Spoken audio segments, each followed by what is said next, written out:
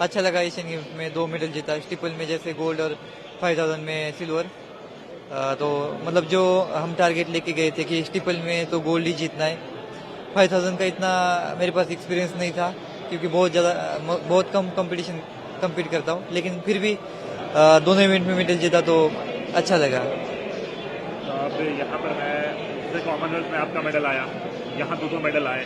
अब लोग आपसे उम्मीद लगा बैठे हैं ओलंपिक्स को लेकर कि आप में वो दम है, क्योंकि आपने कॉमनवेल्थ में केनिया के एथलीट्स को टक्कर दी और वहाँ जाके मेडल लाया। तो आपसे अब लोग उम्मीद लगा बैठे हैं कि अब आप ओलंपिक में पदक लाएंगे भारत के लिए।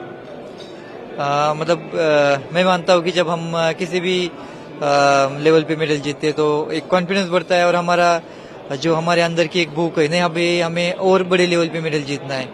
तो मुझे लगता है कि जैसे पिछले कॉमनवेल्थ में मेडल जीता, अभी एशियन गेम्स में मेडल जीता है, तो ये है कि आने वाले ओलंपिक्स में, पेरिस ओलंपिक्स में पक्का मतलब उस मेडल का ही ये लेके जाना है कि हमें उसके लिए कैसे ट्रेनिंग करनी है, कैसे हमें रेडी होना है। तो मेन टारगेट ये रहेगा कि ओलंपिक्स में पोडियम पे खड़े रहना है, उसके लिए कैसे अपने आप को उस लेवल का मतलब ट्रेन कराना है। तो मेन फोकस तो यही है कि ओलंपिक्स में अच्छा करना है।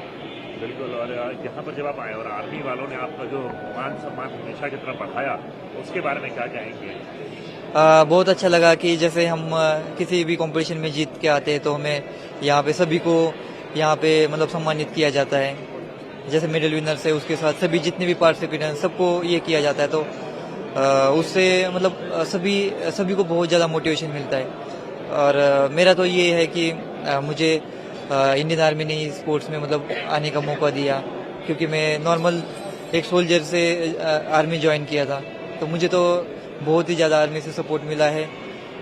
मैं तो मतलब जितना ये कर सकता हूँ, क्योंकि शायद मैं अगर आर्मी में नहीं जाता तो शायद मैं स्पोर्ट्स में भी नहीं होता। तो मैं उनको तो बहुत ज़्यादा ही। तो ओलंपिक के लिए आपका मेन टारगेट क्या होगा? 3000 मीटर स्टीपल चेस जो आपका प्राइमरी है, या जो दूसरा इवेंट जो 5000 वाला? नहीं, मेरा जो स्ट्रॉन्ग इवेंट है स्टीपल चेस। तो ओलंपिक्स के लिए तो मैं उसी में फोकस करूंगा, क्योंकि जो मेरे पास एक्सपीरियंस है पिछले 4 साल का, 5 साल का, तो मुझे लगता है कि जो मेरा मतलब बेस्ट इवेंट है वो स्टीपल है। तो मैं ओलंपिक्स के लिए सिर्फ स्टीपल पे ही फोकस करूंगा।